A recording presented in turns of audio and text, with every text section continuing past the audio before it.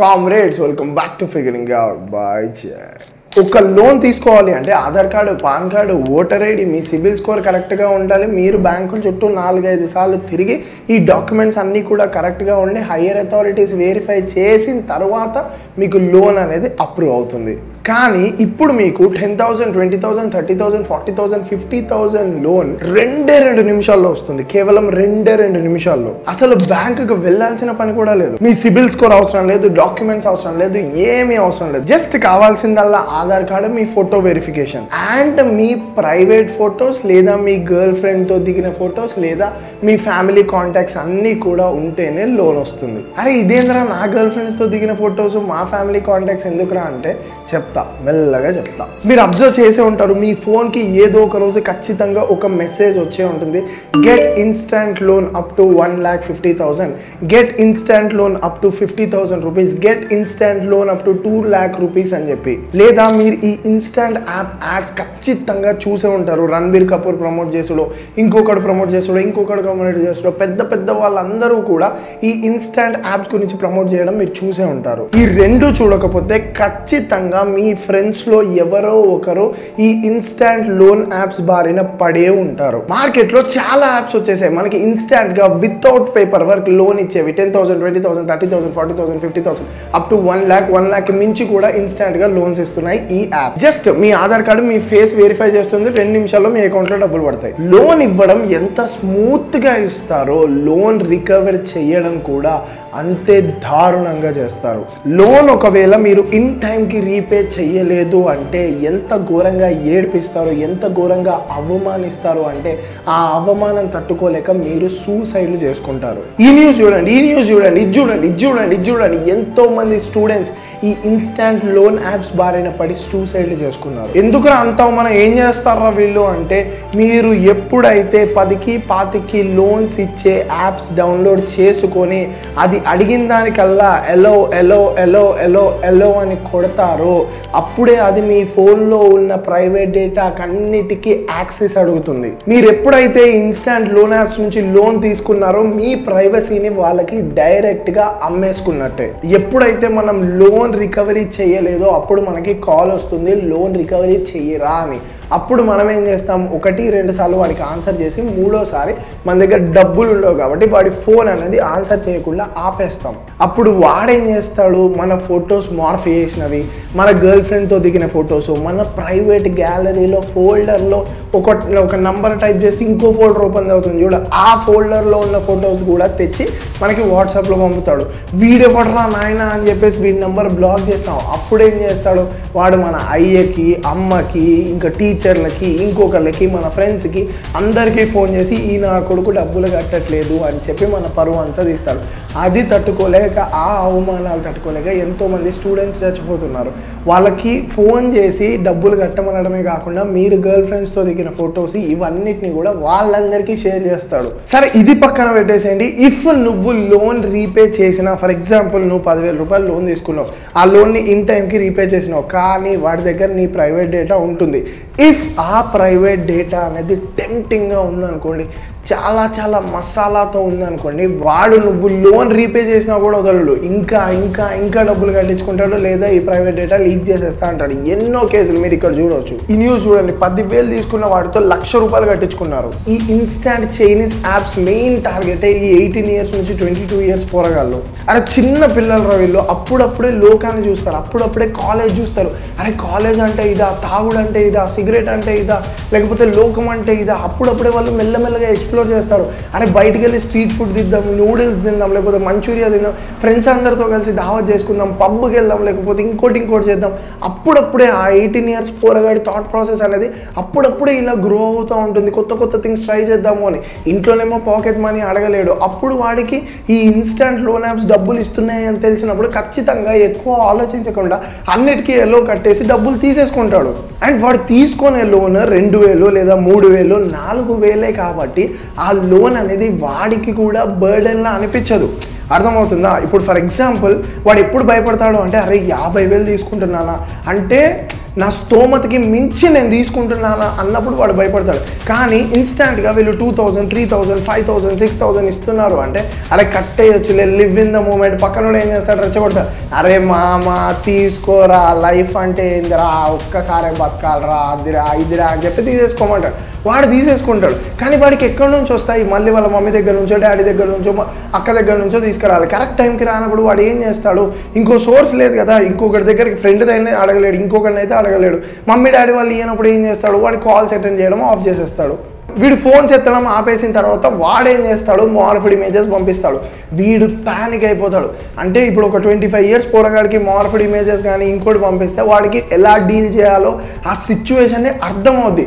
ఒకవేళ ఒక 25 years పోరగాడికి మీ ఫ్రెండ్కి కాల్ చేసి బెదిరిస్తా అంటే చేసుకోరా బాయ్ అంటాడు. కానీ 18 years పోరగాడు, చిన్న పోరగాడు, వాడికి ఫోన్ చేసి ఇలాంటి వేషాలు వేస్తే వాడు ఏ లెవెల్లో ప్యానిక్ అవుతాడు తెలుసా? దెబ్బకి చెమటలు పట్టేస్తే అరే వీడేంట్రా ఇలాంటి ఫోటోలు పంపించాం, మా అమ్మకి తెలిస్తే ఏమవుతారా, మా నాన్నకి తెలిస్తే ఏమవుతుందా, మా ఫ్రెండ్స్కి తెలిస్తే ఏమవుతుందా అని చెప్పి వాడు కుమిలి బాధపడి సూసైడ్ చేసుకుంటాడు. అన్న మరి గవర్నమెంట్ ఏం చేయట్లేదా? ఇన్ని యాప్స్ ఉన్నాయి కదా, పిల్లలు ఇంతమంది నాశనం అవుతున్నారు కదా, గవర్నమెంట్ ఏం చేయట్లేదా అంటే అరే అసలు ఈ యాప్స్ ఇండియన్ యాప్స్ కావు, చైనీస్ యాప్స్, హాంకాంగ్ నుంచి చైనా నుంచి ఫండ్ చేసిన యాప్స్ ఇవి. ఈ యాప్స్కి చాలా లెవెల్ ఫండింగ్ చైనా నుంచి హాంకాంగ్ నుంచి వస్తుంది. అండ్ వీటి అడ్వర్టైజ్మెంట్స్ కూడా పాన్ సైట్స్లో పెద్ద లెవెల్లో అడ్వర్టైజ్ చేస్తారు. ఎందుకంటే పోరగాళ్ళందరూ నైట్ అయితే పోయేది ఆ పాన్ సైట్స్కే కదా. ఆ పాన్ సైట్స్లో ఫోన్ ఓపెన్ చేసి చూస్తారో అక్కడ వస్తుంది ఇన్స్టెంట్ యాప్ అనేసి, ఇన్స్టెంట్ లోన్ అనేసి. అక్కడ క్లిక్ చేసి దీని ప్రాసెస్ ఏందో చూస్తారు. ఇట్లా బొచ్చడు మంది ట్రాప్ అవుతున్నారు. చైనా నుంచి హాంకాంగ్ నుంచి ఫండ్ చేయబడ్డ యాప్స్ ఇవి. మన ఇండియన్ పోలీసులు ఎంతో కష్టపడ్డారు వాళ్ళ అడ్రస్లు, అదే ఆ కంపెనీ వెనకాల వాళ్ళ హెడ్ ఆఫీసులు వెతకడానికి. ఆ హెడ్ ఆఫీసులు అన్నీ కూడా ఎక్కడ రిజిస్టర్ అయి ఉన్నాయంటే రైతు మార్కెట్లో, చెత్తకుండి దగ్గర, ఇంకెక్కడో పాల కేంద్రం దగ్గర, అవన్నీ ఫేక్గా రిజిస్టర్ అయి ఉన్నాయి. ఈ చైనాలో కొడుకులేమో వాళ్ళ కంట్రీలో ఇన్స్టా, ఫేస్బుక్ ఇవేమీ ఉండవు. ఇవేమీ లేకుండా వాళ్ళ యూత్ మాత్రం చాలా ప్రొడక్టివ్గా, చాలా ఫాస్ట్గా. మీరు అబ్జర్వ్ చేయండి, చైనాలో ప్రతి ఒక్కడు పని చేసుకుంటాడు, ప్రతి ఒక్కడికి పైసలు వస్తాయి. కమ్యూనిస్ట్ దేశం అది, అందరు సమానంగా ఉండాలి, అందరు సమానంగా పని చేసుకోవాలి అన్న ఆలోచనలు, భావాలతో ఉండే దేశం అది. వాళ్ళ యూత్ మాత్రం చాలా బాగుపడాలి.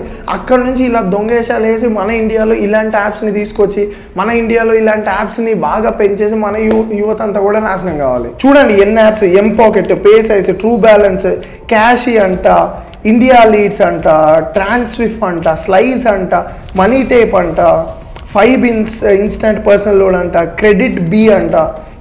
ఎన్ని యాప్స్ ఉన్నాయి తెలుసా, లెక్కలేని యాప్స్.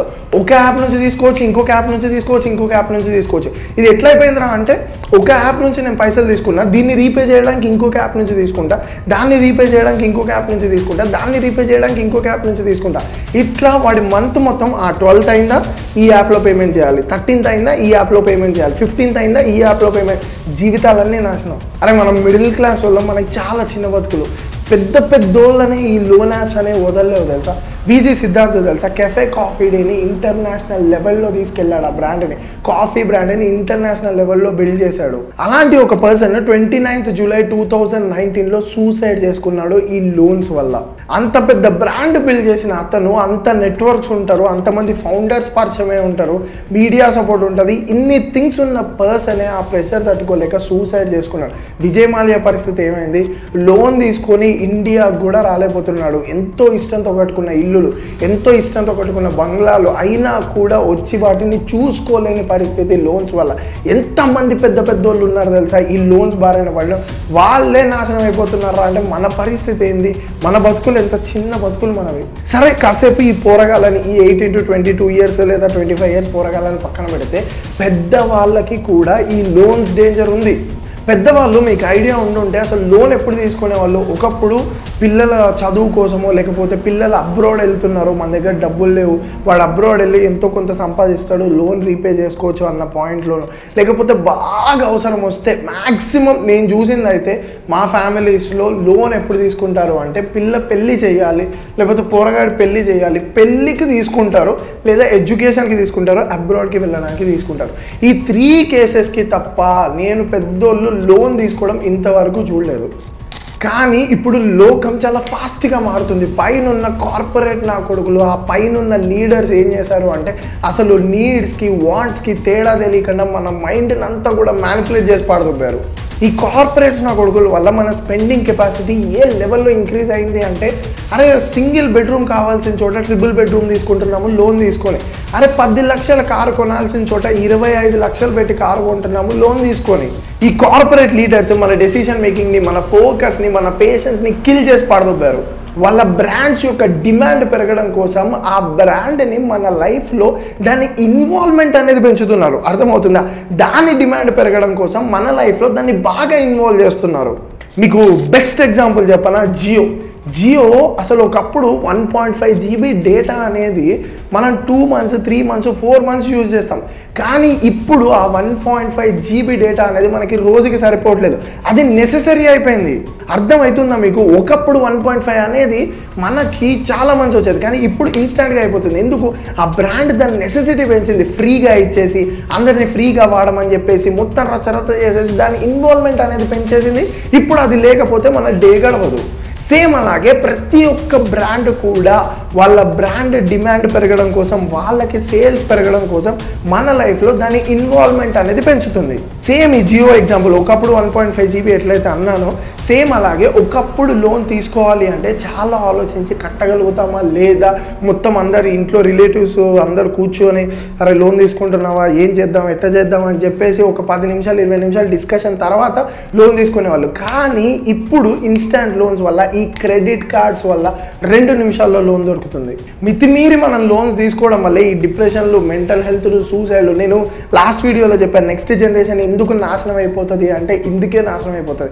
ఎందుకు నెక్స్ట్ జనరేషన్కి డిప్రెషన్లు అంటే ఇందుకే, ఎందుకు నెక్స్ట్ జనరేషన్కి స్ట్రెస్ అంటే ఇందుకే. ఈ లోన్స్ అనేవి పెద్ద సైకాలజీ ట్రాప్, ఈ క్రెడిట్ కార్డ్స్ అనేవి పెద్ద సైకాలజీ ట్రాప్. మీకు ఎక్స్ప్లెయిన్ చేస్తాను, వాటి యొక్క ఇన్వాల్వ్మెంట్ మన లైఫ్లో ఎలా పెంచుతుందో క్లియర్గా ఇప్పుడు ఎక్స్ప్లెయిన్ చేస్తాను.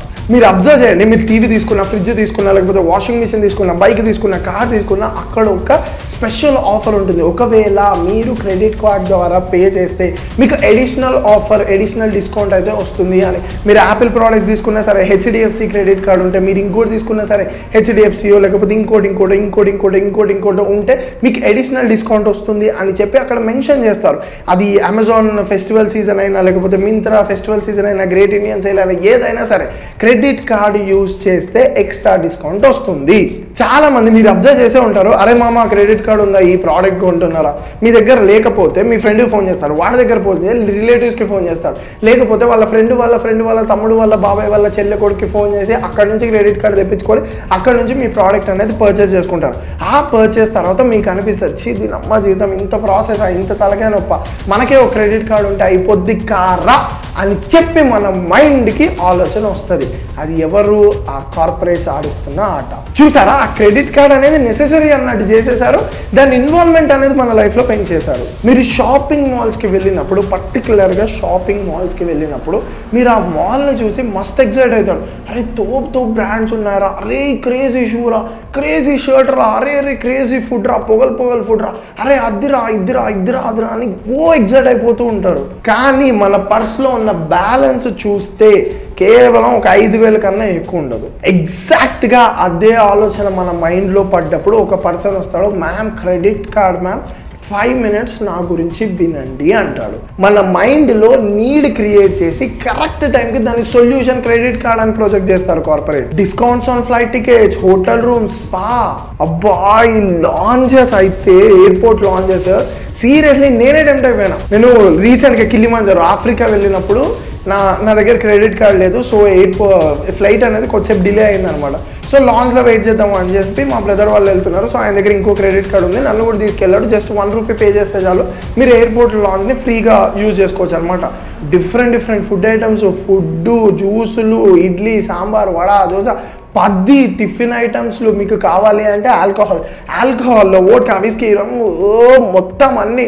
మీకు ఏ జ్యూస్ కావాలంటే అది, ఏ ఫుడ్ కావాలంటే అది, ఏ లంచ్ కావాలంటే అది, ఇన్ని వెరైటీస్ ఉన్నాయి.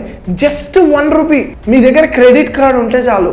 అది ఎక్స్పీరియన్స్ చేసినోడు వచ్చేసి ఫస్ట్ క్రెడిట్ కార్డ్ అప్లై చేస్తాడు. సో అర్థమవుతుందా, మన లైఫ్లో దాని యొక్క ఇన్వాల్వ్మెంట్ పెంచేస్తున్నారు. అంటే క్రెడిట్ కార్డు ఉంటే ఇన్ని అడ్వాంటేజెస్ ఉన్నాయి, సో ఫాస్ట్గా నువ్వు క్రెడిట్ కార్డు తీసేసుకో అని చెప్పేసి ఇవన్నీ సైన్స్ అనమాట.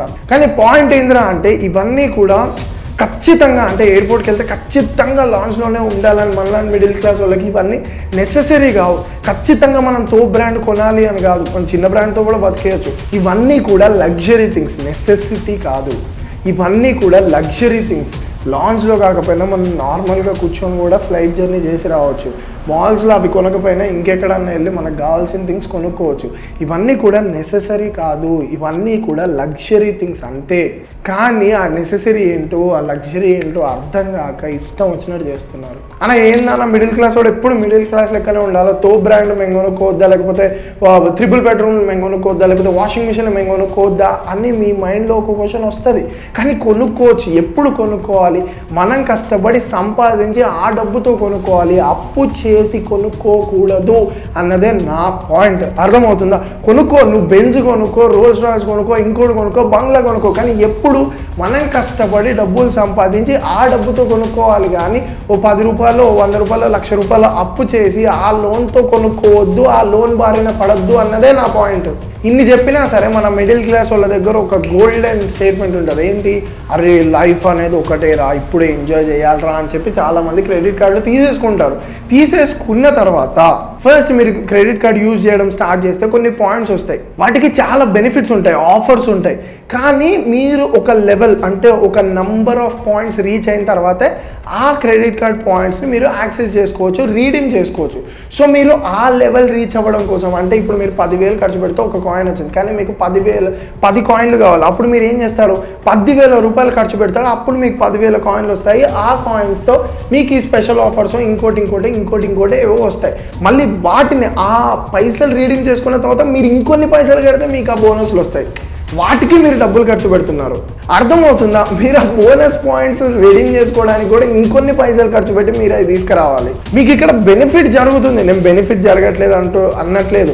10,000 రూపాయల ప్రోడక్ట్ మీకు 6,000కే వస్తుంది ఈ పాయింట్స్ వల్ల. కానీ అది రీచ్ అవ్వడానికి మీరు ఇంకో 10,000 ఖర్చు పెడతారు, దానికి ఇంకో 3,000 ఖర్చు పెడతారు. అండ్ అది నెసెసరీ కాదు, అది లగ్జరీ.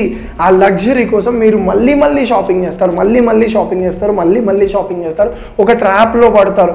ఇంత షాపింగ్ చేసిన తర్వాత ఆ డబ్బులు ఎక్కడి నుంచి తెచ్చి కడతారు? It's just pay later concept, it's not pay never. Pay never అని అనట్లేదు, పైసలు ఖర్చు పెట్టండి ఎప్పటికీ కట్టకండి అనట్లేదు, పే లేటర్ అని చెప్తున్నాయి. ఖచ్చితంగా మనం మళ్ళీ రీపే చేయాలి. ఇది ఎవరికి అర్థం కాదు. క్యాష్లెస్ ట్రాన్సాక్షన్ కదా, అంటే డబ్బులు మన చేతిలో నుంచి పోవట్లేదు కదా. కార్డు ఇస్తాం, గీకుతాడు, బిల్ ఇస్తాడు, జేబులో పెట్టుకుంటాం. ఆ ఫీలే రావట్లేదు కదా. కర్మ, మన జనరేషన్ కర్మ. చిన్నప్పుడు మా అమ్మ పోపుల డబ్బాలో 10 రూపాయలు, 20 రూపాయలు, 30 రూపాయలు, 50 రూపాయలు అక్కడ జాకెట్లు కుట్టినవి లేకపోతే శారీస్ కుట్టినవి ఇవన్నీ డబ్బులు తీసుకొచ్చి పోపుల డబ్బాలో దాసేదనమాట. అరే ఏంట్రా ఇల్లు అనుకునేటోండి. మా డాడీ ఎప్పుడు ఆ చిరిగిన బనీనే వేసుకొని తిరిగేటోడు. ఆ చిరిగిన బనీనే ఎప్పుడు వేసుకొని తిరిగేటోడు. ఒక 3-4 బనీన్లే ఉంటే అన్నీ చినిగిపోయి ఉంటాయి, ఎప్పటి నుంచో అవే వాడతాడు. హార్డ్లీ మా డాడీ ఎక్కువ షాపింగ్ చేసింది కూడా లేదు. నేను ఒక 10 years బ్యాక్ చూసిన షర్టే ఇప్పటికీ మా డాడీ దగ్గర ఉంటుంది. ఏంద్రా వీళ్ళు అనుకునేటోడిని. అప్పుడు అర్థమైంది సేవింగ్స్ యొక్క కాన్సెప్ట్. అరే వీళ్ళు అసలు లగ్జరీకే వెళ్ళట్లేదు, చాలా సేవ్ చేస్తున్నారు, ఆ సేవింగ్సే మనల్ని కాపాడుతున్నాయి అన్న కాన్సెప్ట్ నాకు అప్పుడు అర్థమైంది. మళ్ళీ మీరు తప్పుగా అర్థం చేసుకోకండి. మీ జనరేషన్కు ఉన్న అడ్వాంటేజెస్ మీ జనరేషన్కు ఉన్నాయి, మన జనరేషన్కు ఉన్న అడ్వాంటేజెస్ మన జనరేషన్కు ఉన్నాయి. Number of things. మనం మనీ సంపాదించుకోవాలి అంటే చాలా సెగ్మెంట్స్లో, స్టాక్ మార్కెట్లో లేకపోతే ఇంకోటి దాంట్లో స్టార్టప్స్లో చాలా మనీని ఎర్న్ చేసుకోవచ్చు. కానీ అంటే ఇప్పుడు నేను మా మమ్మీలాగా లేకపోతే మా ఓల్డెన్ జనరేషన్లో ఫాదర్స్ లాగా ఉండమనట్లేదు. మన జనరేషన్ మారింది కాబట్టి దానికి తగ్గట్టే స్ట్రీట్ వేర్లు వేయాలి, స్పెక్స్లు పెట్టుకోవాలి, హెయిర్లు ఇట్లా అనాలి, అన్నీ చెయ్యాలి. కానీ ఎక్కువ సంపాదించే స్కోప్ కూడా మన జనరేషన్ వాళ్ళకు ఉంది. కానీ ఎక్కడ తేడా కొడుతుందిరా అంటే మేనేజ్మెంట్, మనీ మేనేజ్మెంట్ కాడ మన వాళ్ళందరూ కూడా బొక్కబోర్లో పడుతున్నారు. సంపాదించుకోవడానికి ఎన్నో వేస్ ఉన్నాయి, కానీ మనీ మేనేజ్మెంట్ ఎవరికి తెలియట్లా. అలా మనీ మేనేజ్ చెయ్యలేకే, ఆ మనీ మేనేజ్మెంట్ మన జనరేషన్ వాళ్ళకి రాకే ఈ లోన్స్ బాగానే పడుతున్నాం. ఇట్లా తయారయ్యారా అంటే సీరియస్లీ లోన్ ఇన్ టైంలో క్లియర్ చేయకపోవడం కాకుండా అట్ ద సేమ్ టైం ఒక 2 లక్షల రూపాయలు లోన్ అయింది అనుకోండి, ఆ లోన్ కట్టడానికి వాడికి ఇంకా చాయిసే లేదు. వాడి ఫ్రెండ్కి ఫోన్ చేస్తాడు, ఈ ఫ్రెండ్కి ఫోన్ చేస్తాడు, క్రెడిట్ కార్డు కట్టుకొని మళ్ళీ ఇచ్చేస్తా అట్లా ఒక 6 months రన్ చేస్తాడు. 6 months తర్వాత ఏ ఫ్రెండ్కైనా సరే ఇక లిమిట్ దాటిపోద్ది. వాడు ఇక పైసలు లేవు మామ, అరే లేవు మామ అన్న పాయింట్లో అంటాడు. అప్పుడు ఈడేం చేస్తాడు, బ్రోకర్స్ తయారైనారు మార్కెట్లో. బ్రోకర్స్ ఏం చేస్తారు అంటే ఆ 2 లక్షలు వాళ్ళు కడతారు, ఆ 2 లక్షలు వాళ్ళు కట్టినందుకు మనం వాళ్ళకి రూపాయలకి 10,000 ఇవ్వాలి. అంటే ఈ ఫ్రెండ్స్ అందరికీ ఫోన్ చేసి మనీ పూల్ చేసే బదులు బ్రోకర్ దగ్గరికి వెళ్తే 20,000 రూపాయలు ఆడ మొఖాన్ని వాడేస్తే ఆ 2 లక్షల రూపాయలు కడతాడు. ఈ 20,000 వాడి జీతం ఉంటుంది, లేదా 30,000 వాడి జీతం ఉంటుంది, లేదా 40,000.